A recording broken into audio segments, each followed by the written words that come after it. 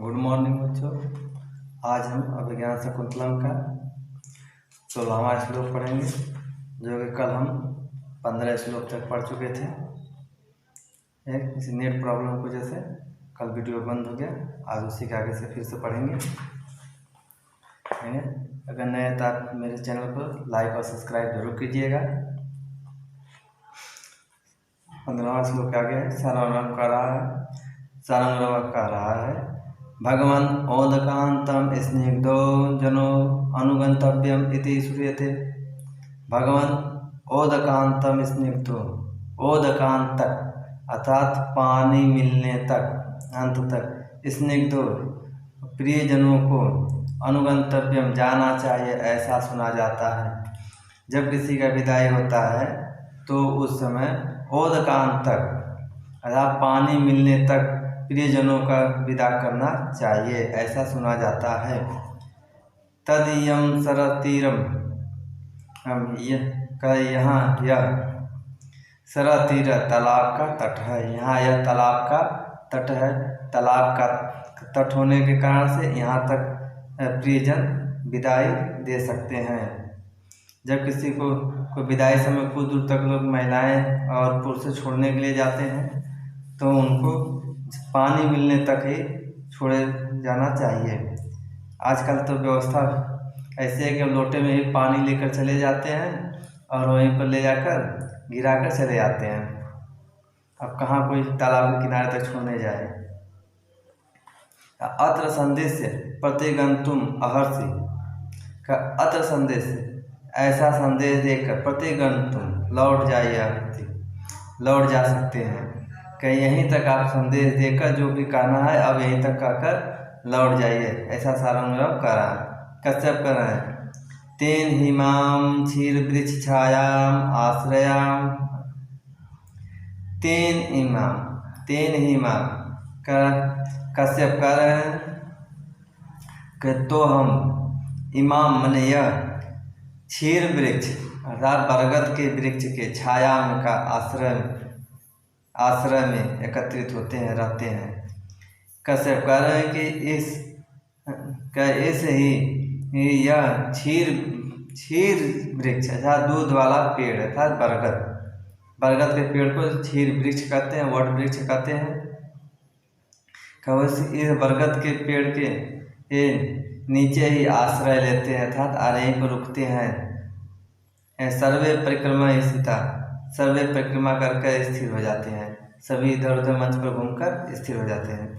कश्यप आत्मगतम मन में किम नु खलु तत्र भवतो दुष्यन्त्यं युक्त रूपम अस्माभिः संदिष्टव्यम इति चिंतयति। कश्यप कह रहे हैं आत्मगतम मन में सोच रहे हैं कि किम क्या खलु निश्चय तत्र भवता उस के लिए, उस राजा के लिए, तत्र भवतो दुष्यंत उस राजा के लिए, युक्त रूपम के अनुसार, उस राजा के अनुसार ही कश्यप मुनि मन में सोच रहे हैं क्या निश्चय ही वहाँ पर तत्र भवता वहाँ दुष्यंत के अनुसार ही अस्मा भी मेरे द्वारा संदेश देना चाहिए ऐसा है। चिंता करते सोचते हैं, ऐसा मन में वो सोच रहे हैं कि उस राजा के लिए क्या अच्छी से अच्छी बात हो जो उसको संदेश दिया जाए, क्योंकि वो एक राजा है। कोई छोटा ऐसा आदमी था नहीं कि उसको कहा जाए कि चलिए ये आपको मैं बहुत धन दे दूँगा, बाद में ये आपको थोड़ा जो मदद होगा तो मैं करूँगा। एक मुनि है, मुनि क्या मदद कर सकते हैं एक राजा का। इसीलिए उनके बारे में यह सोच रहे हैं कि क्या उनसे कहा जाए, कौन सी बात कही जाए जो राजा को पसंद आ जाए। शकुंतला जनांतिकम, हाथ की तरफ, अपने मुख की तरफ हाथ लगाकर अपने सखी के कान में कहती है, मुख हाथ लगाकर, ताकि जिससे कि कोई दूसरा न सुन सके, केवल सखी अपने सखियों की बात सुने। कहला देखो पश्य, कहला सुनो देखो, कहला पश्य देख सुनो देखो। नरली पत्रांतरितम अपि सहचरम अपश्यंत आतुरा चक्रवाक रटति दुष्कर्म अहम करोमि इति।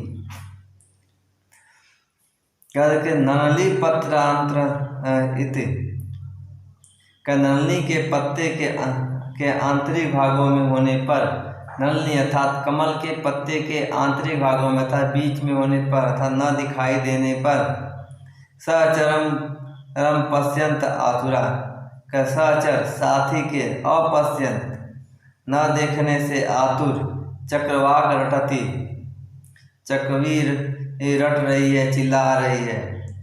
चकवी जो है वो अपने चकवे को नलनी के पत्ते कमल के पत्ते के पीछे होने के कारण से न देख पाने पर वह चिल्ला रही है।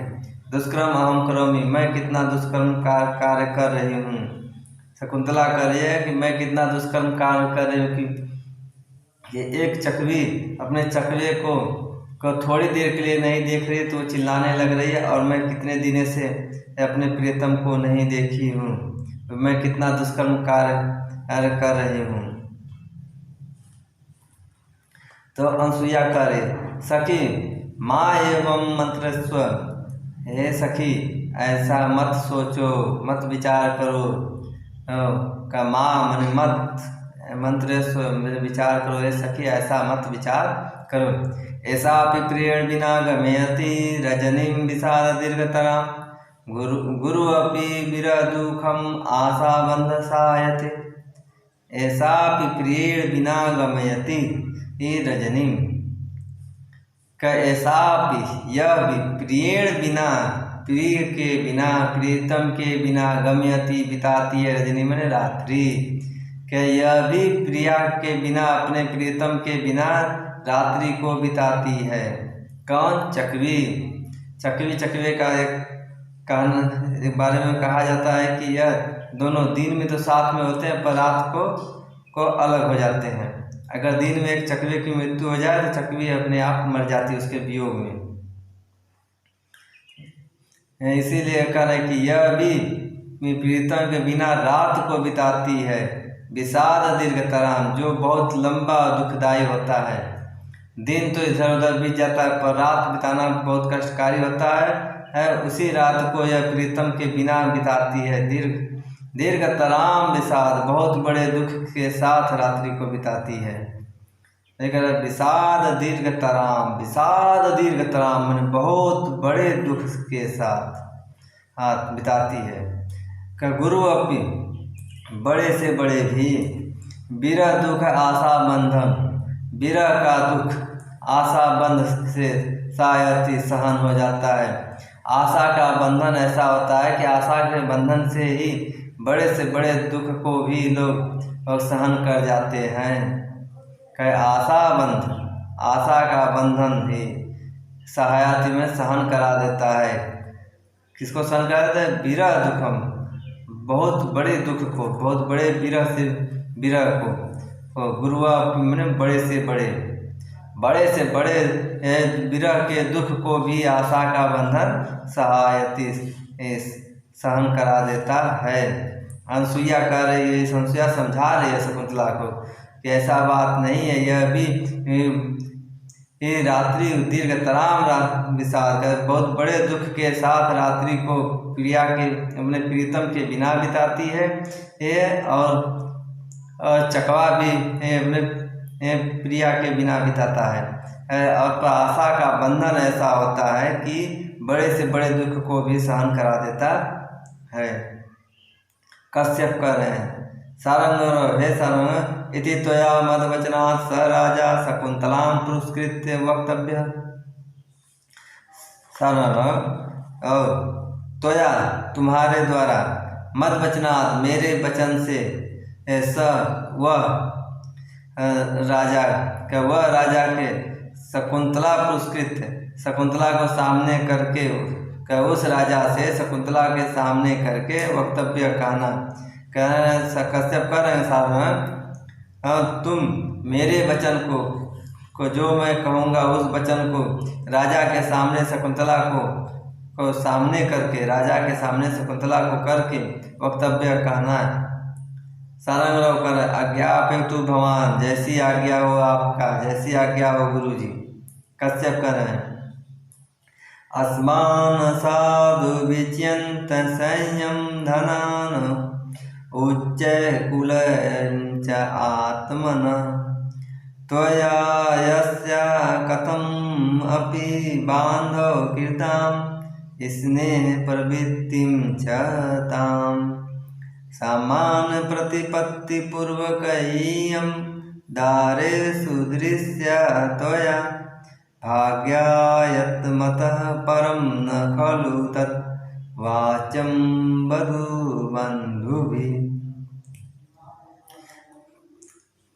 इस श्लोक का तीसरे लाइन से अर्थ निकल प्रारंभ होगा। कारण समान प्रतिपत्ति पूर्वक यम दारेषु दृश्यात्वया, सामान्य रूप से प्रतिपदिकम जो लोक व्यवहार में चलता है, सामान्य रूप से लोक व्यवहार में जो चल रहा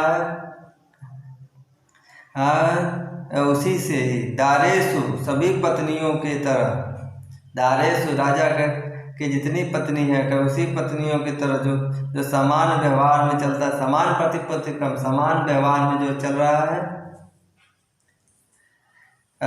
जो समान व्यवहार में चलता है, जिस तरह से व्यवहार किया जाता है पत्नी के साथ, उसी तरह से पत्नियों में त्वया दृश्य तुम्हारे द्वारा देखी जानी चाहिए। कई शकुंतला को समान प्रतिपत्तिकम पूर्वकम, समान रूप से जैसे ऐसा समान रूप से हो, यह न कि इसको रानी बना कर रखना और जो पत्नियां हैं उनको तिरस्कृत कर देना, ऐसा कुछ नहीं कहा। इसमें कहा है कि जिस तरह से आपकी पत्नियां हैं उन्हीं पत्नियों में शकुंतला को भी दारेषु दिया है। दारेषु मैंने सभी पत्नियों में दृश्य देखी जानी चाहिए। तो हमें तो आपके द्वारा, तुम्हारे द्वारा, क्या तुम्हारे द्वारा समान रूप से सभी पत्नियों में इसे भी देखी जानी चाहिए। क्योंकि राजा दुष्यंत की 3 पत्नियां थी, वसुमती, हंसपदिका और शकुंतला। वसुमती बड़ी थी, हंसपदिका छोटी थी और शकुंतला सबसे छोटी थी। भाग्यायत्मत परम न खलु तद्वाच्यम वधूबन्धुभिः। भाग्यायत्मत का भाग्य से ही, भाग्यायत्मत भाग्य से ही परम भाग्य से ही परम न खलु तद वाच्यम वधूबन्धुभिः के वाच्यम वधु बांधवों द्वारा, वाच्यम मैंने कहे जाना चाहिए निश्चय, खलु में निश्चय ही का भाग्य से ही जो होना है वो हो जाएगी। इसमें आपको कुछ करना नहीं होगा। इसका भाग्य में होगा तो रानी बनेगी, नहीं होगा तो नहीं बनेगी। यह तो भाग्य के ऊपर है। इसीलिए कह रहा है कि समान रूप से सभी पत्नियों की जिस तरह पत्नियों में है उसी तरह से इसे भी देखना, जो भाग्य में होगा वो हो जाएगी।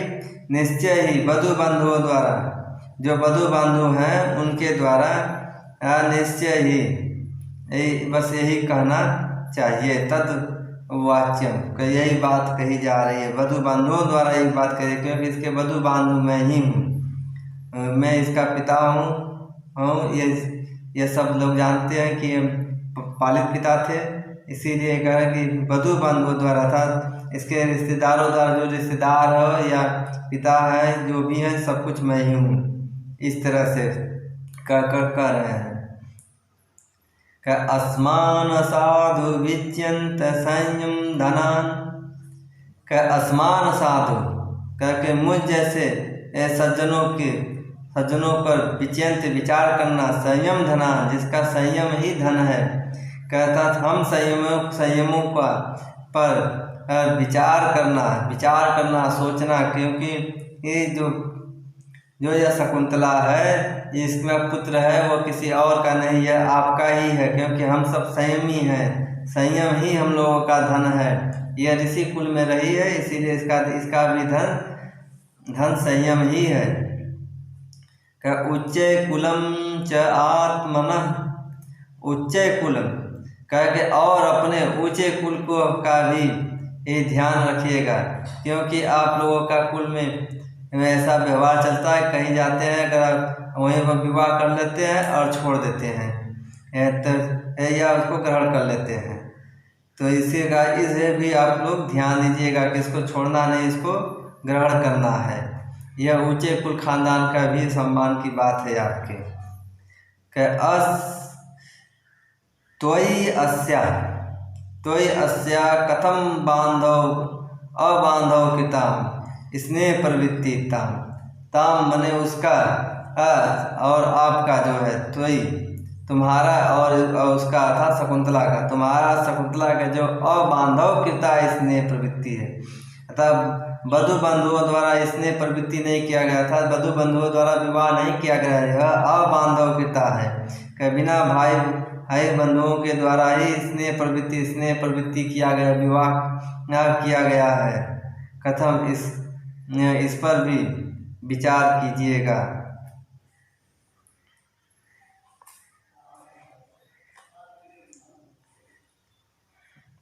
अब एक बार और फिर देख लेते हैं। अस्मान साधु विच्यंत संयम धनान उच्च कुलम च आत्मनः, कि अस्मान साधु हम जैसे सज्जनों का संयम ही धन है, ऐसा विचार कीजिएगा और आपके कुल पर भी विचार कीजिएगा, क्योंकि यह अबांधव कृता स्नेह प्रवृत्ति में है, यह भाई बंधुओं द्वारा नहीं बल्कि ये अपने आप किया गया, यह आपका और शकुंतला का यह स्नेह है विवाह है का समान प्रतिपत्ति पूर्वकम यम दारेषु दृश्यातया, समान रूप से प्रतिपत्ति पूर्वकम जो समान रूप से सभी पत्नियों में तुम्हारे द्वारा देखी जानी चाहिए, कि जो भाग्य में होगा वह हो जाएगी, इसमें आपको बहुत विशेष कार्य नहीं करना होगा, यह नहीं किसी को रानी बनाना होगा, या इसका बहुत सम्मान के साथ इसको रखा जाए, नहीं, सभी पत्नियों के जिस तरह से सम्मान होता है, सभी पत्नियां जिस तरह से रहती हैं उसी तरह से इसका भी ध्यान रखा जाए, जो और इसके बाद जो भाग्य में होगा यह तो हो ही जाएगी। खलु तद्वाच्यम वधु बंधुओं द्वारा निश्चय यही बात कही जानी चाहिए, वधु बंधुओं द्वारा निश्चय यही बात कही जानी चाहिए। श्लोक 17 समाप्त हो गया। अब अगले दिन अगला वीडियो बनाएंगे। अगर हमारे वीडियो को लाइक और सब्सक्राइब नहीं किया तो लाइक और सब्सक्राइब जरूर कर दीजिएगा, इस तरह से मोटिवेशन मिलता है। ठीक है, तो अगले दिन फिर मिलते हैं, सारंग कहेगा अगले दिन। ठीक है, धन्यवाद।